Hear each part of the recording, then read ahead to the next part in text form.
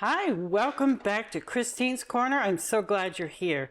We have a great special today. They're from the DK movement. And for people who don't know who that is, please tell me your name first and then tell me what DK movement means. Well, I'll start. My name is Kelly Houston.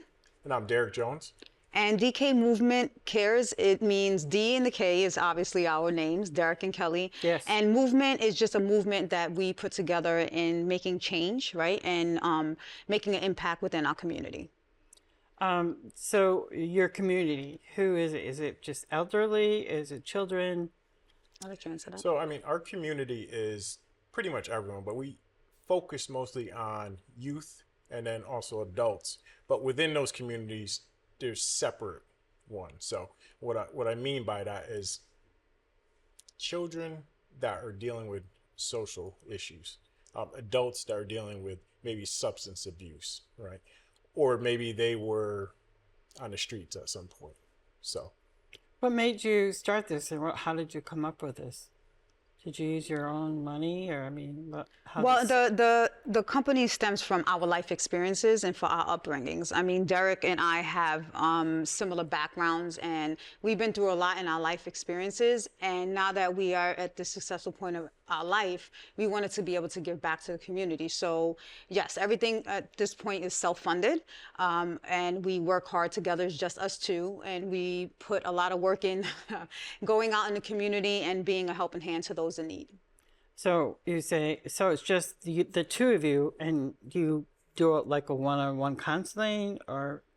okay, so we'll rewind up just a little bit. Sure. Since how we got started. It's actually a great story. Okay. We first started off with our clothing business. Clothing? Yeah. So we're giving back to the outreach house, the Agape outreach house. Are you familiar with that? Here in Bristol? Yes. Right. So Yes. again, those are adults on the streets. Myself, I grew up in Bristol pretty much my whole entire life. I moved around quite a few times, pretty much every school. So, and I lived in a shelter. So when I came back to Bristol with Kelly, and it's a great story about how we met. I would love to hear it. We Wouldn't met a guy from the Agape house, and it just touched our hearts because those people are struggling. I lived in the shelter when I was on Wolcott Street in Bristol. That Yes. old shelter was men and women Yes. and children. That was upstairs. So I stayed there 3 different times, once in Christmas. So once I came back to Bristol, we bought a house. We said we have to do something. So we thought the clothing, because Kelly will tell you she's a fashion designer. By trade, a long time I can ago. tell because Yeah, look how she dressed. She helped dress Look me. at that. So that's how that got started. And then it transitioned about a year and a half ago into what you see now, our nonprofit. And we've done quite a few things within a year and a half. The most significant things we've done is a race, a 5K race. And the first year we did it towards, the money went back to the Agape House and also the Bristol Special Olympics. Very Years nice. going forward now, we're switching gears because we came out with this youth program. Now the youth program is like nothing you've ever seen. It's pretty much going to change many, many lives in the youth between 13 to 18. We're going to tackle core issues, and that's what we're here to talk about today. But we also raised about $15,000 to almost $20,000 at this point within a year and a half. Wow, that's very good. Yes. Very good. I hope you get more because We the need is need greater it. than Yes. that. Kelly, can you tell you how we got started? So Yeah. as Our you birthdays. can, yeah. So you can tell. Birthdays. Originally, I'm from New York. If you can tell by my accent, and I've been here for it's going to be almost 8 years. Almost 8, yeah. Almost 8 years. So my background, as he stated, is in fashion and entertainment. I was a red carpet hostess, model in that Ooh, world for nice. many years in New York. But I was struggling. I was an alcoholic, and I needed a change. And I met Derek online, and I would have never thought I'd move to Connecticut. I had a cousin who lived here in Bristol. still does. She still does, and never visited her. And so I moved here, and she's like, wow, thanks a lot. But I needed a change for myself and for my children. And I moved here with Derek. But the ironic thing is our birthdays, I'm February 26th. He is February 25th. I mean, there was a lot of similarities and a lot of things in our life that we're parallel. I feel like we were meant to be together. We were meant to go through all the things that we've been through in life and to come together and then take our life experiences and just make changes in other people's lives. I mean, that's what God put us here for. And when you have one person who has that passion, is great. But then when you have two, it's even more impactful. Yeah, more. Yes, very Yes. empowering. Yes. And the nonprofit has to be meant to be, because we went to our accountant and he said, you guys are doing all this work with the clothing. Why don't you transfer it into a nonprofit? We're like, we'll think about it. So for our birthdays, we went down to Foxwoods and we stayed. We didn't stay in Foxwoods, but we stayed in a bed and breakfast. It was for our birthday weekend. It was a great, right? There's barely any TVs. We said, let's go play. And it was starting to snow because we were going to walk around. We weren't even going to go to casino. True story. I played roulette. We hit on both of our numbers. I won $1,500 there. And we're like, oh, why don't we take a little bit of money and let's go over to Michael Jordan. So we went to Mohegan. This is a true story. I hit again, roulette, another $1,500. So we said, we looked at each other. I know it's almost unbelievable. Yeah. This is why it's faith. We said, you know what? We're going to take this $3,000. Of course, we had a nice steak dinner with it at Michael Jordan's. Great steak. But we honestly, truth of the matter is this: we're already doing work in the community. So we said, why don't we just go out and form the nonprofit? Yes. So we took the money that we won at the casino, and we started our nonprofit. Wow. And the race we did, we've already had this year over almost 300 people show up at the race. It's just, I'm telling you, it has to be. There's something that is almost like a miracle. Us meeting, us getting together, Yes. us having the same passion. We just need a little bit more help, though, from. Right? Yeah, of course, yeah. But well, look at the Manchester Road race. It started with just Yes. a tiny bit, and now they got to turn people away. There's so many. Yeah, it always has to start somewhere, and that's Then we have our Christmas. our Christmas. We have a holiday food and fun drive where we decorate our home. We love Christmas, so the house is decorated with many decorations. And a I'm bit dressed too up much. as Santa and Mrs. Santa. Yeah, so people come, they could come and see the lights. They could leave a non-perishable item, and we're gonna donate those the food to a local food bank, and then monetary donations will go towards the youth program that we have developed. And we did it last year, just so you know. And we raised $1,000 Yes. and 450 pounds of food, and we split it between Wow. two separate food banks. Very good. So it was great. Yeah, it's coming out great. How many people do you think has gone through helping? Man, I don't know how many people showed up. So my job got involved. We had a fundraiser there with food, and then at the place where I get my hair cut, Michelle's Barbershop, another fundraiser there. It was nice to see. It's the first time we threw it together. We'll do it again this year. Starting December, beginning December, all the way to end of December, pretty much until right at Christmas, right? Is when we cut it. Yeah, right before Christmas. So it's every day people were driving by the house and leaving items. So I couldn't even tell you how many people stopped by. Yeah. And then on the weekends is when we will come outside dressed up and greet them. I'm sorry. I should have rephrased. You're saying you're helping the youth. So I'm You mean saying a how many nonprofit as youth in- do you think you might have helped so far? Well, we've done some speaking engagements at the Boys and Girls Club, so we did like a Good. so career day, like career day. yes. They had us in for career day. We did some other things. I speak at a boys' home on a regular basis where these kids have They gone still through. have boys' homes. Yeah. Yes, they do. So it's like an in between if they don't get adopted. So they've gone through a lot of different things. I can relate with them. So that's actually going to talk about how we got into doing the youth program that we put together. Yeah. So when I would go to speak with them, and I still do on occasions, they would tell me that they've had a lot of people come through the doors that they've never took advice from because they had their PhDs, or no knock on that you need that, right, in this day and age, but they couldn't relate with these people. So I got to thinking, since some of the things I put together while speaking to them, some of the things I've done in my life, some of the things I've overcome, right, and some of the things Kelly's overcome, and we said, you know what, why don't we put together a youth program? It's been talked about for a year. Now we finally put it together. It's a 10-week program coupled with exercise. At one point in my life, I was almost 300 pounds. I lost all that weight in 8 months. I started running, started working out. I still continue to do those things. So the science says, just so you know, behind it, you need some kind of exercise coupled with classroom work. And it's not just regular classroom work. This is a program that gets to the core. So the kids start to open up. They start to build some skills, some speaking skills, communication skills, some teamwork building skills, but it's structured in 2 hour classes. I don't want to go too much into it because we have it now introduced to the Bristol school system. Still waiting to hear back from them. We have a couple partnerships coming up. So we should be able to roll this out. We're looking for some financial backing. We're applying for some grants. But do you remember the DARE program? Like, it's still Yes. around, right? Is it?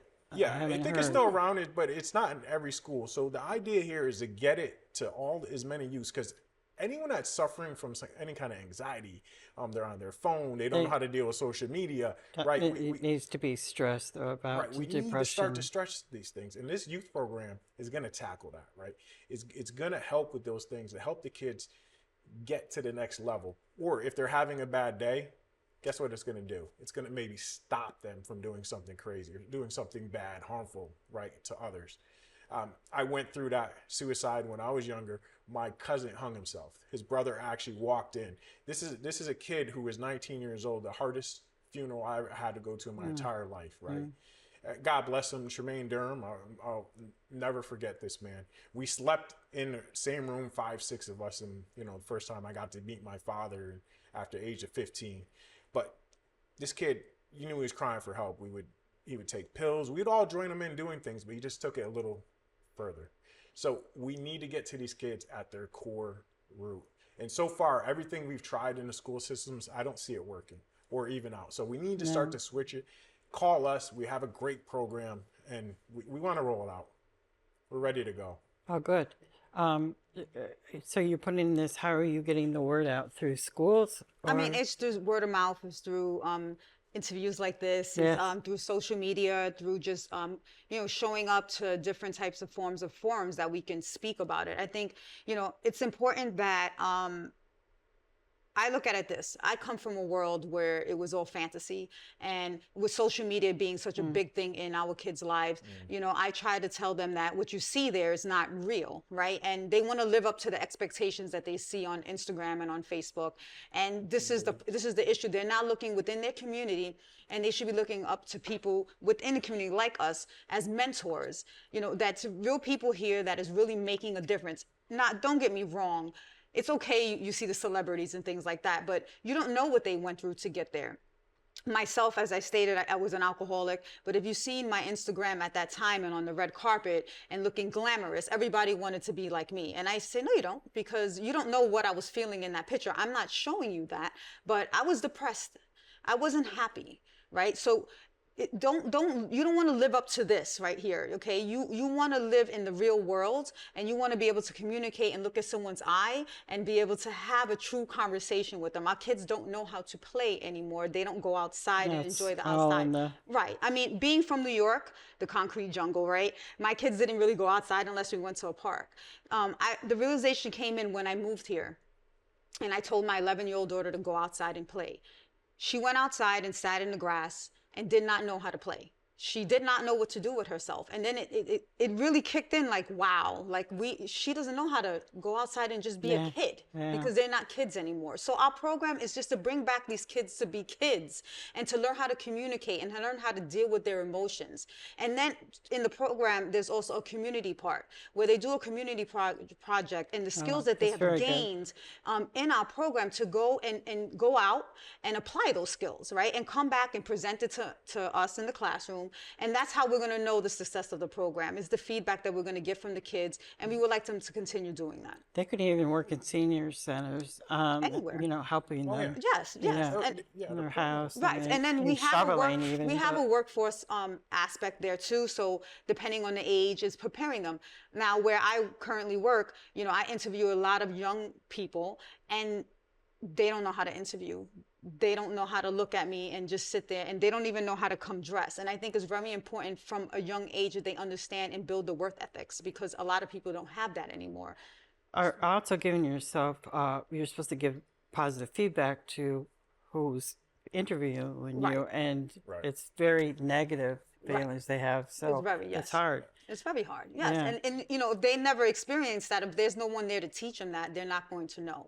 And we don't want to set people up for failure. We want to set them up for success. Do you have even art program or sports or something they can get into Well, to teach part them of the what youth we did. program has the sporting part. So right now it's running, but we can do any sports. We can incorporate martial arts. We want to do what is interesting for the children, of course. We Yeah. picked running because he's a runner. Running is what helped him stop drinking and stuff like that and get fit. So that's where we started. But the sky's the limit with the program. As we move along, we're going to look, it could be tailored to add certain this type of and add populations. that. And eventually we would like to have an adult program as well, because our kids go home, right? They go home to the adults, and sometimes the adults need a little bit of help, and that's okay because we're here to help them too. All right.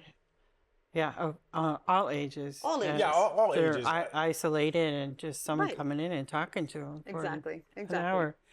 And so we have 10 minutes, so I would like to get in as much as possible. course. I know you Sure. have these pamphlets Yes. and brochures to just, where do you hand them out? So we have. I know I've seen you at the Bristol Festival. Yes. They had, so. We have our brochures are in a doctor's office here in Bristol as well, and wherever we go. I mean, they're in my bag. We hand them out, other festivals and things of that nature, just to spread the word and to get the word of the nonprofit so people can understand what we do. So you give to a lot of nonprofits Yes. and so, help them Yes, too. as well. Yes. So Like when we you said, started. the food Right. pantries When we and- started, we wanted to help smaller nonprofits bring awareness that maybe don't know how to raise money. My background is also in event coordinating. So we also have an aspect of our nonprofit where people can reach out to us. And if they need help in planning their own events, they can hire us to do that too. Because not everybody knows or has the time to do that. So that's where my expertise comes in event planning and fundraising. That's not easy to do. So, I mean, so do you do something like once a month, or I mean, you have your own job. No, not yeah, we do. Yeah, yeah. That's Full-time how job. we're On funding top of right? it. That's how you're funding. I'm in finance. I've been doing finance as a manager for the past, I don't know, 12 years now. So I run a team of about 10 to 15 people.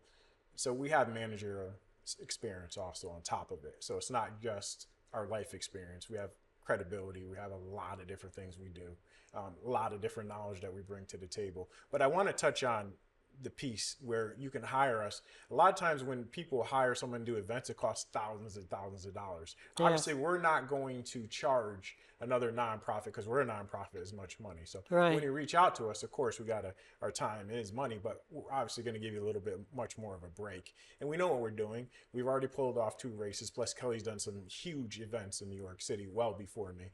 So we have a lot of experience. We did it in Bristol.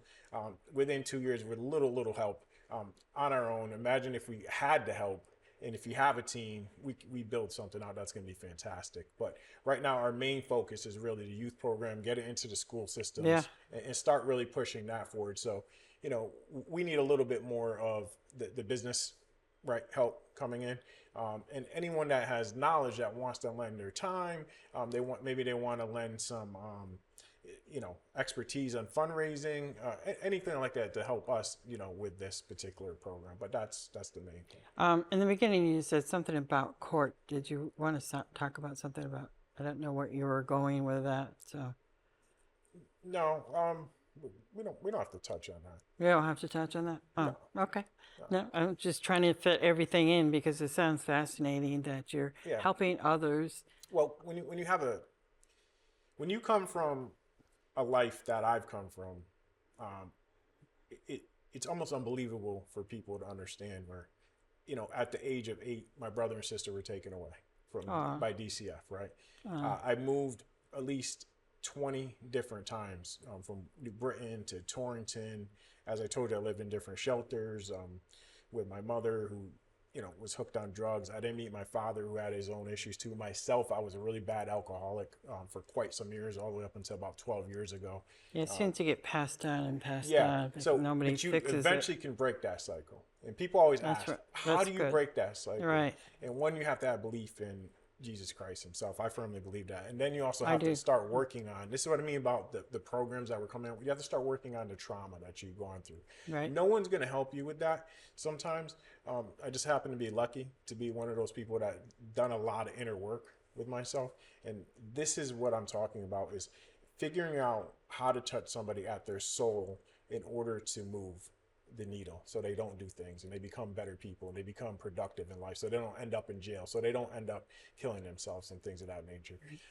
I was lucky enough to come out, and I'm blessed with a great job. I'm blessed with a great wife, and a great mixed family. So I'm excited for the future. Things have been going well. The momentum's going well. And I don't think, as long as we have others backing us, we are going to be all over the United States of America, and we're going to have branches all over the United States of America.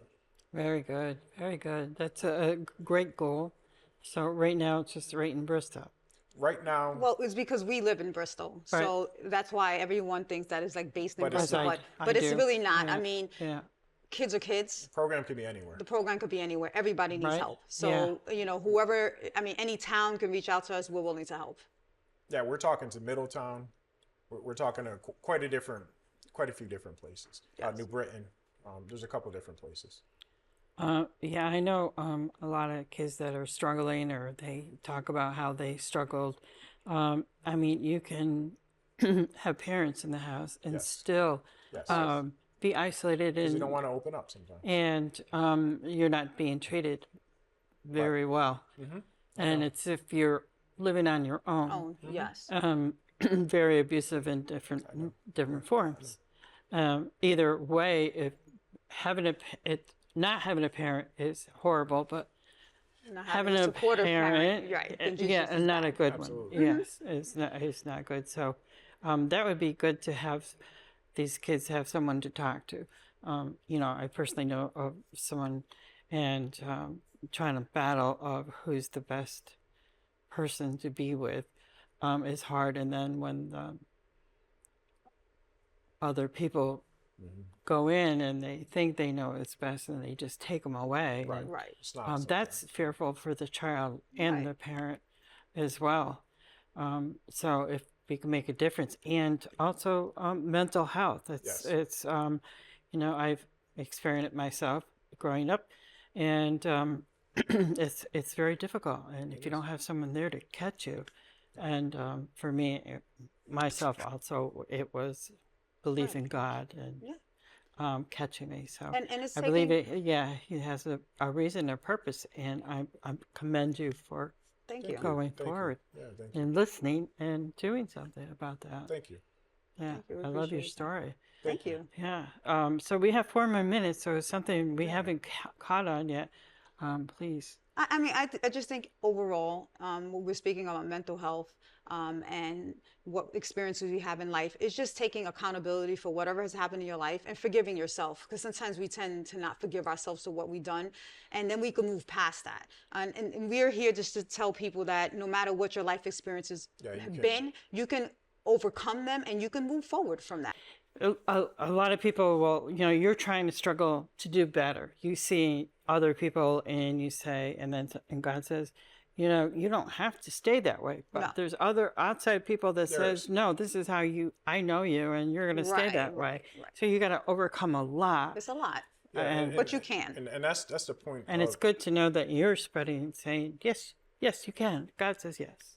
You're absolutely right, and that is a huge importance, and that is one of the biggest things about the program. We're going to take you week by week to deal with these things, all the way through communication, putting it into action, working with others. It's literally going to be a game changer, because it's going to work on your core inside first and get you to open up to, maybe if you want to go see a professional, then we can have that outlet. But maybe we get into the place where kids start to then be advocates in the school system. It only takes about 2 to 3% of one side to flip a school system or any other place that you're in to a positive situation.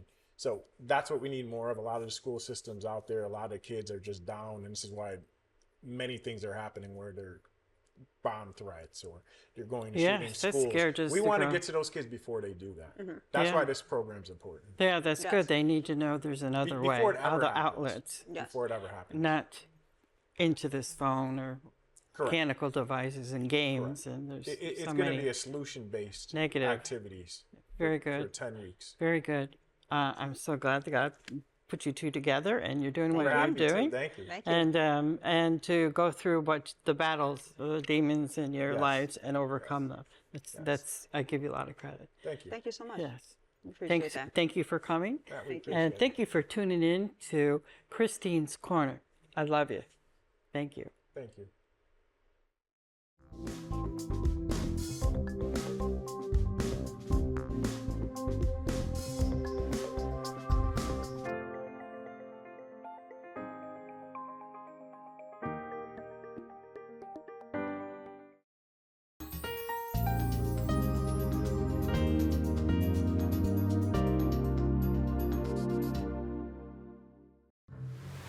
The water's warm at Jaws Pond, and we're stocked full of treasures. Big or small, we buy it all. We buy and sell fast rides, power tools, vintage guitars, and so much more. Walk the plank in style with our fine jewelry, diamonds, and watches. Plus, we have a huge selection of the latest video games, including the new PlayStation 5 and Xbox Series X. Jaws Pond, conveniently located on Meriden Waterbury Turnpike in Southington and West Main Street in New Britain.